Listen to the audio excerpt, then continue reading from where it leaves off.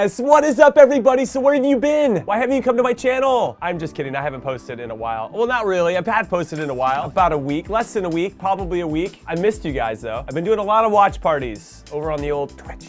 So I don't know if you're allowed to say that, they might have to Twitch. I'm excited to do this video because I've been thinking about it for a while. The best 11 in the top 5 European leagues halfway through the season. Halfway awards, and first up, in a 4-3-3 formation is the goalkeeper. Arguably, one of the most important players on the field, unless you're a defender like me and you think you're the most important. Different conversation, different video. There are a few special goalkeepers this season around these top 5 leagues in Europe that I've been pointing at and looking at, and I want to say that there will be some that don't get the respect they deserve. And I'm talking about Keylor Navas, PSG.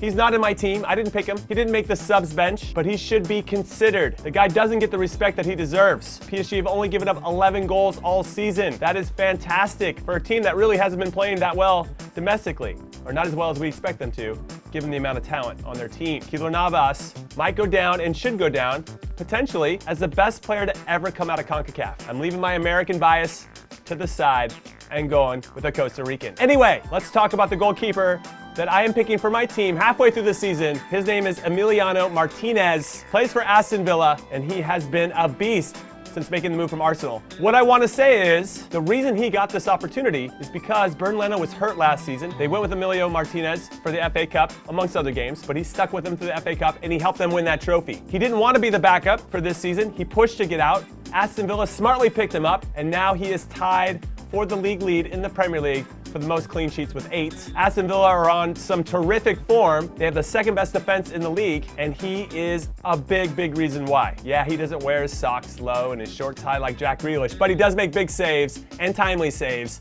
and that's why he's in my team. Okay, so we're done with the goalkeeper, and yes, I know there's gonna be shouts, where is Jan Oblak? Spoiler alert, he's on the subs bench. So let's just leave all your Jan Oblak's the best in the world. He is. But he also has some fantastic defenders in front of him, and I'm going to speak about them in a second. But first, I'm going to start with the outside back on the right side. His name is James Tavernier, plays for Rangers, used to play for my beloved Newcastle. I wish he still played for my beloved Newcastle, but he doesn't. They're on their way to their first official title in Scotland in 10 years?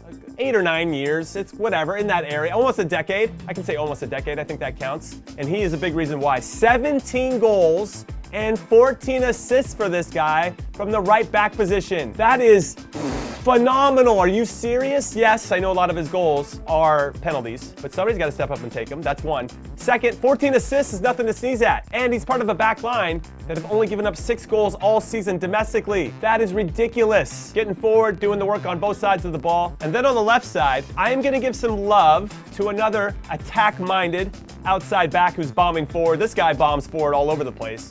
You can see him picking up the ball down the middle, which is crazy, or down the sideline, of course. He's got 4 goals and 3 assists for AC Milan this season. His name is Theo Hernandez. I love his game on the attacking side of the ball. I feel like he's a younger version of Marcelo. But like Marcelo, sometimes he doesn't do the little things that defenders need to do to make plays on that side of the ball. That's my only knock on him, and as a former defender myself, it's hard to put him in the team. There's a part of me that's like, I don't know if I want to reward this guy. Now, if Alphonso Davies had been healthy throughout this first half of the season, I might have put him in. However, he hasn't been, so I'm going with Theo Hernandez, because Milan, honestly, are on something special. They're on top of Serie A, and I just feel like we need someone from Milan in the team, and Theo Hernandez seemed like a nice fit for that. And then for my center backs, I'm going with a pairing that play on the same team because they have been incredibly tough to break down all season long. That's right, it's Savic and Hermoso from Atletico Madrid. They have been so good, lights out. They also have only given up 6 goals domestically all season, and we could argue, though, that La Liga is a little bit more difficult than Scotland, with all due respect to all those Scottish clubs out there that aren't named Rangers, Celtic. What's really been impressive, though, is their consistency. How they continue to still win games 1-0 as they evolve into something else. We've seen 3-5-2 a few times. They've got their wing backs playing a little bit higher, but these guys lock it down game in and game out. And when you have that type of presence in the middle of the field, in the spine of your team, it makes such a big difference. And now I feel like Atleti, this is their league to lose. They are 4 points clear at the top of Barcelona and Real Madrid, and they have 2 games in hand. That is ridiculous. And then you have Luis Suarez. If he can stay healthy, will make a big difference up top. Joao Felix has been pretty pretty much a revelation, or maybe just lived up to his potential so far this season, even though he hasn't been starting the last couple of games. But maybe they're just trying to pace him a little bit. You got Angel Correa, the number 10, who's been excellent. And then they just added Moussa Dembele, who I think will score some goals. I know this season hadn't started off as well as the last 2 seasons for Lyon, where he had over 20 goals in both of those seasons combined in all competitions. So I think that's a great signing for Leti, and now I feel like they're the favorites. But it's going to start with defending. Defending wins championships, and if Savic and Hermoso keep this up, they're going to be the champions at the end of the season. Okay, so if I look at this imaginary list I have, goalkeepers done, defenders done. Wish I could have put my name in there. And I'll get to the subs. So I think I only have one sub that's a defender. I think that's right. I think his name is Sergio Ramos as well. He's a winner. Winners win. When he's on the field, good things happen. Of course, I'm taping this right after they lost to Athletic in the semifinals of the Spanish Super Cup. And I don't know where Sergio Ramos was on that first goal, but I blame Lucas Vazquez a little bit more for that. You can't put a guy that is normally a striker at right back and hope that he's going to consistently make plays as a defender, game in and game out. Sure, maybe against Barcelona El Clasico, one game you can maybe try it, right? He'll be up for it and he'll do all the work, but that's not where his instincts are. Lucas Vazquez is not a right back. He's not. I still can't believe Real Madrid let Achraf Hakimi go to Inter Milan. They had the right back they needed. They had the right back of their future right there. And now they're playing a guy that plays striker/winger playing right back, and he cost them both goals against Athletic. It doesn't, you know what? Let's just get into the midfield. Because it's a 4-3-3 formation, I'm going to have a little triangle in midfield. I'm gonna have one CDM. I'm not doing the double pivot. I know there's a lot of fans out there of the double pivot, but you gotta have the team to do it. I'm only going one here, and his name is Joshua Kimmich. Plays for Bayern Munich. There really are no weaknesses in his game that I can see. He can score a big goal if you want. He can be a deep line playmaker. He can break up plays. I think he's probably the best CDM in the world right now, and Bayern Munich desperately miss him when he's not on the team. They're bleeding goals right now. And of course I say this, and he did start against Holstein Kiel in the DFB Pokal, and they lost to Holstein Kiel, which was quite surprising. They couldn't hold on to the lead in the 95th minute. Now, above Kimmich, I'm going to start with a player who might not be considered the best player in the world, but I think we can make a strong argument that he's the most valuable player in the world, and I'm talking about Bruno Fernandes. This guy has been a revelation. I don't think fans really knew what they were getting when they signed him from Sporting Clube de Portugal. If you take him out of Manchester United, these guys are a mid-table team. 100%. A mid-table team without Bruno Fernandes. You take out Kevin De Bruyne, let's say, as a comparison for Manchester City, they could probably still have some pretty good success. They'd still finish top 4, right?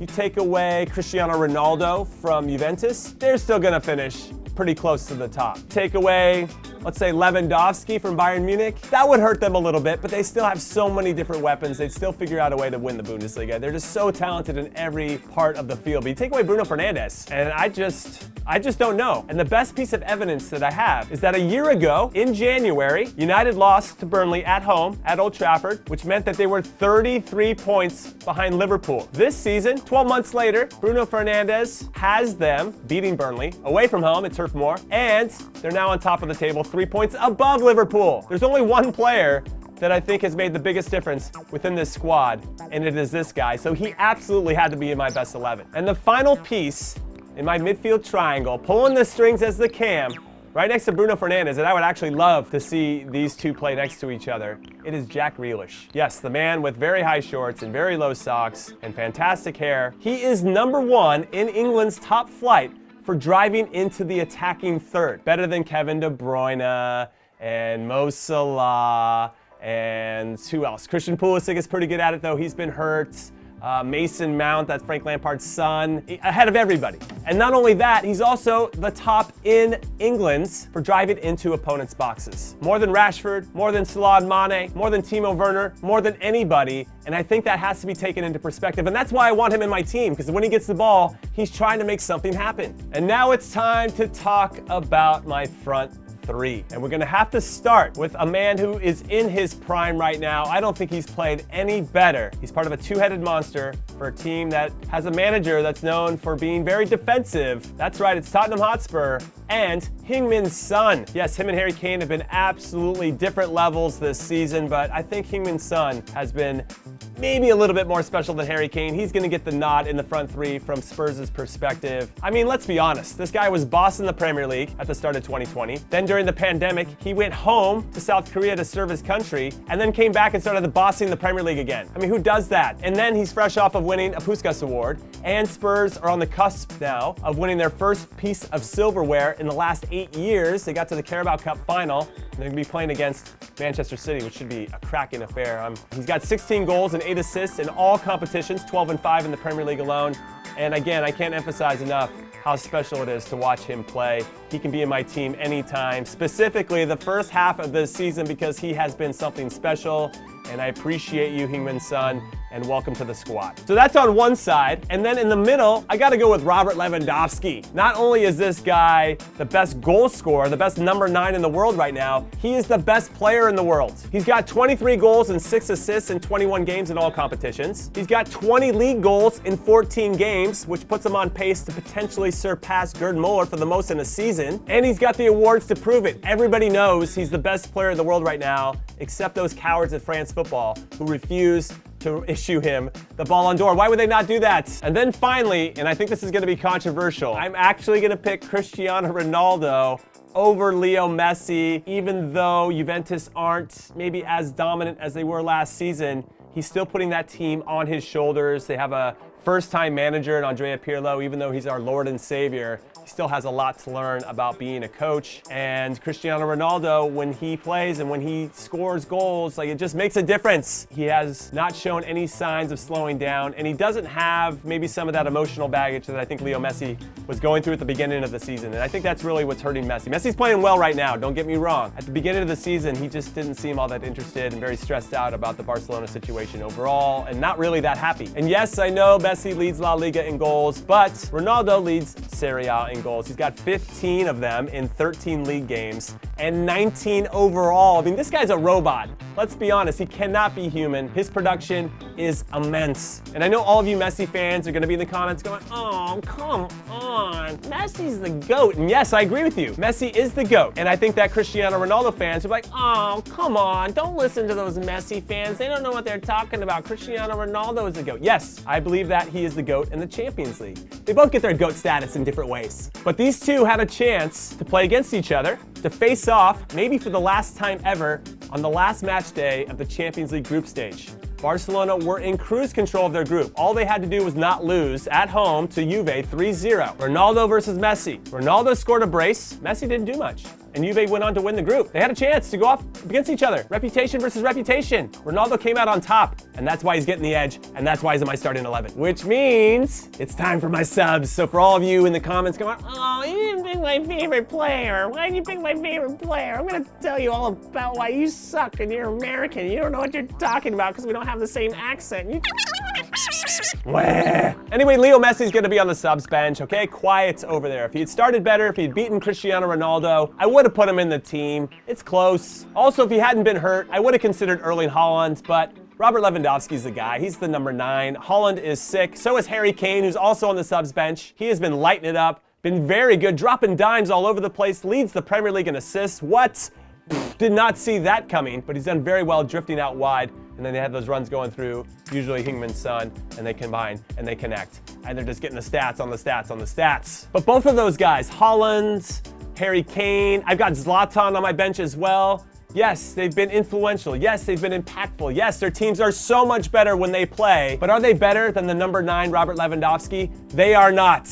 And that's why they have to get comfortable on my bench. And I really wish I had some room for Kylian Mbappe in my starting 11. I just don't know where. Plus, PSG aren't even leading. And yes, I have to have Kylian Mbappe in the team. The guy has been tremendous. He is a hell of a player. In fact, he's already the 4th highest scorer in PSG history. And if he continues on his current rate of scoring, he could end up 3rd by the end of the season. How old is that? 21? 22? Who does that? Kylian Mbappe does that, and that's why he's on my bench. If PSG had been cruising at the top of Ligue 1 and playing better throughout this whole season, maybe he would have snuck into my top 11. But because Heung-min Son's been really killing it, Cristiano Ronaldo on the other side, he's going to have to also sit on the bench. But what a super sub. Which leaves us with my two defensive options. One's a goalkeeper, Jan Oblak. I already talked about him. He's been fantastic. He's also another big reason why Atleti is as good as Atleti is. And if they're going to win anything of consequence, whether it's the Champions League, I wouldn't sleep on those guys in that type of competition, or La Liga, he is going to be the biggest, or one of the biggest reasons why. Because I got to give those center backs as much love as possible. And then there's Sergio Ramos, okay? As I mentioned before, the guy's a winner. Winners win. And he wins a lot with Real Madrid. I think he's going to find a way to make sure that Madrid are competitive in all the competitions they're still in. Whether you love him or you hate him, you got to respect the guy for what he's accomplished in his career. And that's why he's on my bench. I need some leaders on my bench. However, I do feel like I'm a little thin defensively, because if one of my midfielders goes down, I don't know what I'm going to do. But ultimately, that's not my problem, because I'm picking a manager for this best 11 as well, I guess best 18. And that man that I'm putting in charge, taking all the responsibility here, is Steven Gerrard. He has been fantastic this season with Rangers. They are on something special. He is the first manager to beat Celtic, their biggest rivals, 3 consecutive times since legendary manager Walter Smith for Rangers.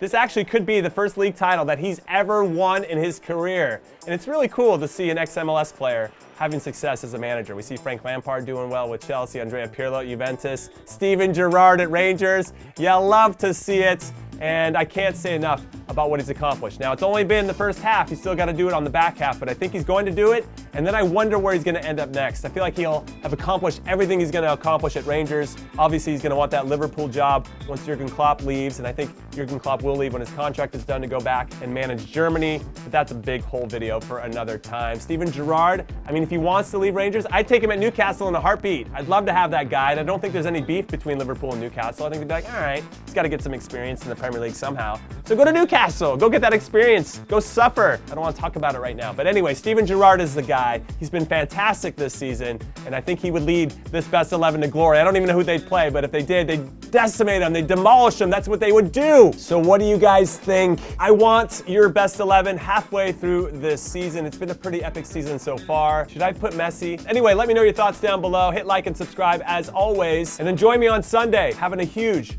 watch party and fantasy draft for Liverpool, Manchester United on my Twitch channel, twitch.tv/JimmyConrad. I fully expected to see your beautiful faces in the chat, but if not, I'll see you next week here on the YouTubes. Love you guys. Later.